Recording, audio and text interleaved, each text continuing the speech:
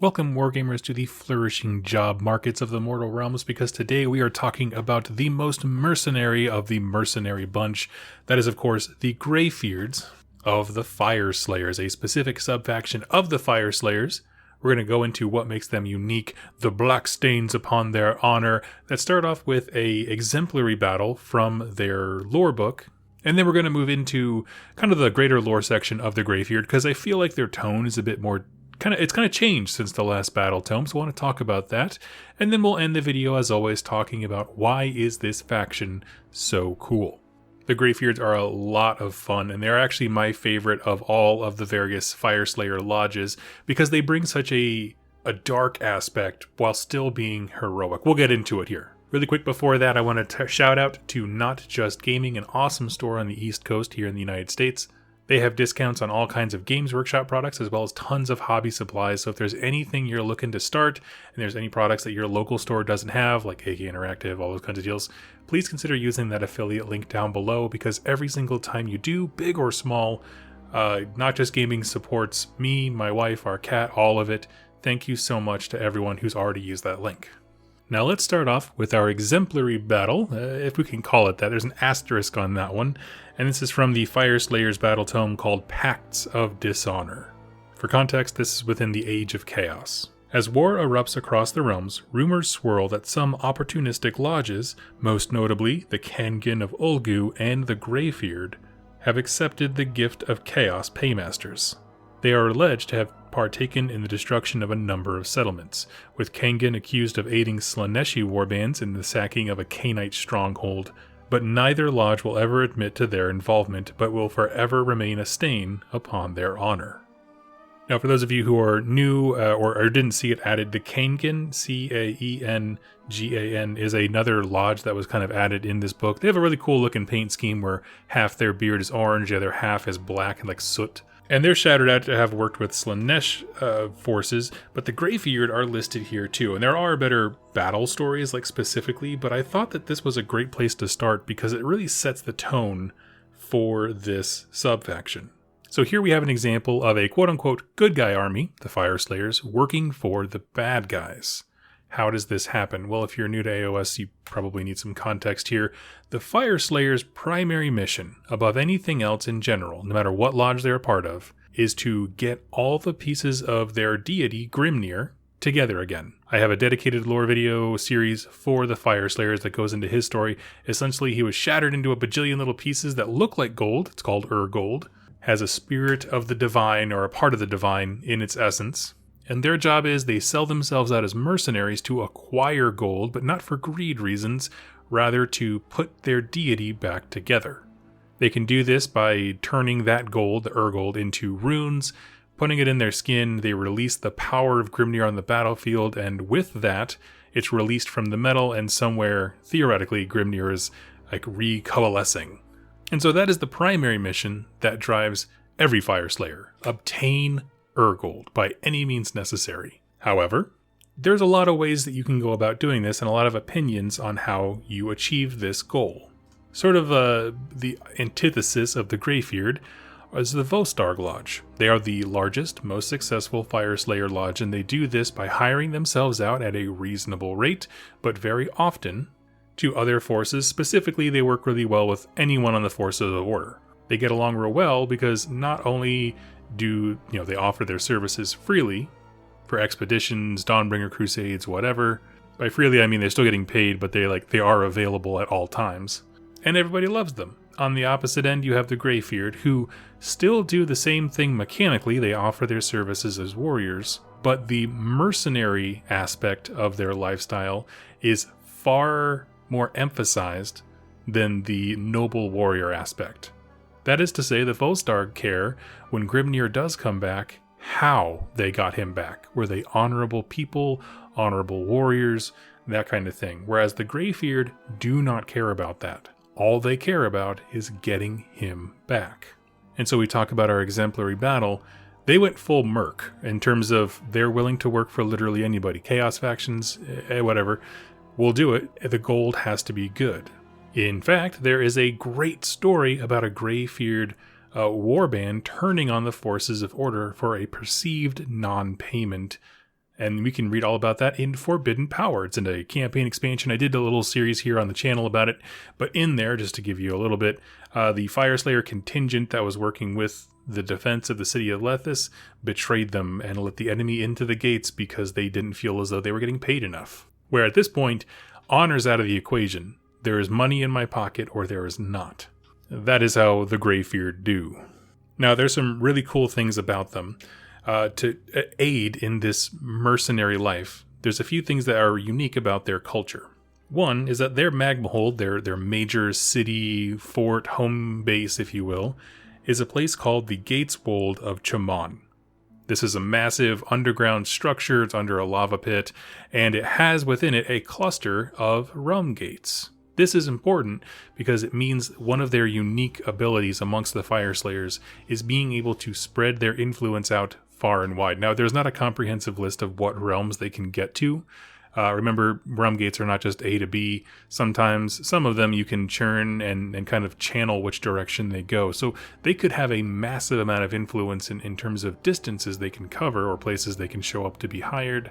And there are constantly troops moving in and out of these realm gates. And by that I mean, like, they will just form mercenary bands from households and send them out and be like, go find work, come back with a bunch of gold. But if they keep doing this over and over again, there's just this revolving door of war bands going out and accruing money. In fact, for being such a... It's much smaller in size compared to Vostarg in terms of like the actual land that they have carved out for themselves, but they're almost on par money-wise, which is huge. So a Greyfyrd warband will leave the Gateswold, they'll go out and let's say they stumble upon a town that's in need of defenders. One of the Dawnbringer Crusades, whatever plot device you want them to attach to. They are exceptionally harsh when it comes to the terms of their hire. They have exorbitant costs and prices because they know your desperation. Like they are like shrewd, take advantage of every single thing. Again, the mission is gold. That's all we want to do. They're super brisk, they're hard to negotiate with, and what's funny is their book points out that like where most other lodges would have caveats, like things that they won't kill, we're not going to go and burn all the old folks' homes and kill all the babies, and they're not out there for like bloodlust. The Fyreslayers just want to fight army to army and then let the rest of the, whoever hire them deal with the hard questions, if you will. The Greyfyrds have no such issue. They're just like, oh, you want us to kill the old people and the babies? That you're going to want to be a premium platinum member, and we have that on sale for you right now. Everything is permissible provided you have the coin. Now, this puts them at stark odds with a lot of the other lodges who are like, Grimnir's going to care how we got him back in the end. And these guys are like, no, he's not.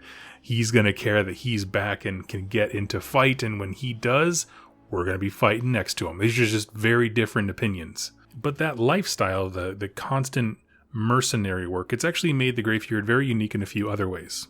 For one, they don't actually carry a ton of Urgold with them. Other large-standing Fyreslayer armies will take, reserves, I guess you could say, from their vaults of their Magma Forge into battle so that people can replenish their runes and all that kind of stuff. They do not. They go out, they earn, they come back, and they resupply and re-equip, and they dump everything else off at home, and they go right back out carrying dang near nothing.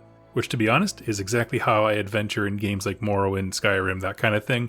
Dump everything at home, you got your weapon, you got a shield, you got some potions, let's go out, come back with more stuff. Very independent, very adventurous, like they will go and find opportunities, right? They'll search for cities, and then hope and or put them in a position where they need protectors and then sell their services. They do not really focus on forge work too much, meaning they're going to have, a fancy weapon here and there amongst their leaders, but as a people group, they don't emphasize the idea of smithing as much as they do the warrior.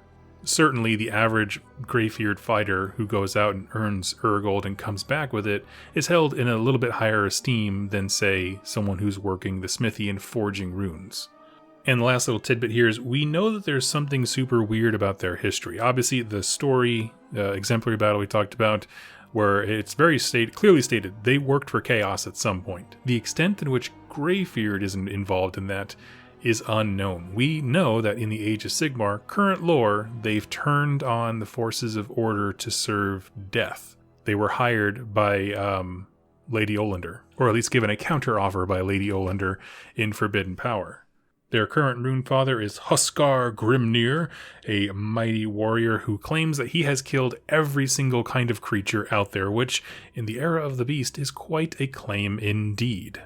And that's basically it for their lore, so let's start moving into why are the Greyfyrd cool? Why do I like them so much? It's easy to say, like, I like complicated heroes. I like gray rather than, white and black when it comes to motivations and morality, but the Greyfyrd are actually interesting for a few reasons.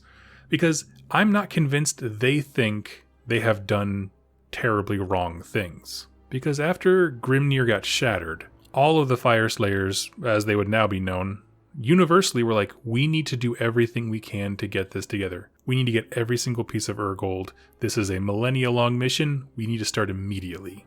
And if you walked into a room at work and gave a large, multi-year goop project to, 6 or 7 employees, they would all receive that very differently. Some would plan ahead and try to find ways to minimize the daily amount of work by chipping away at it over time in very nice even spaces. You'll get the procrastinators like myself who will wait several years and then be like, oh, that's due tomorrow. And then there's a whole bunch of people who are in between. To me, the Greyfyrd are the people in between. They don't know where the end goal is. All they need to do is to go get more. That is their only mission. And it's a wholly divine mission. It is literally for their deities. And I think that there is this built-in sense of you took it too far when we said do anything to get Urgold. But also there's this sense of we will be proved right in the end. When Grimnir comes back, he will validate what we did to get him here. And the problem with that kind of mentality is that it really does unravel a whole lot of dark motivations. Because what is a Chaos Warlord if not one who hopes to be justified in the end? And obviously there's a lot of different motivations to be a Rune Father or a Chaos Warlord in this regard, but what I'm saying is that motivations for what we want to do are very complicated. In their mind, from their perspective, they are achieving the wholly divine mission of reclaiming their deity. Nothing is higher in their entire worldview. And the way that they do that is by selling themselves out as mercenaries.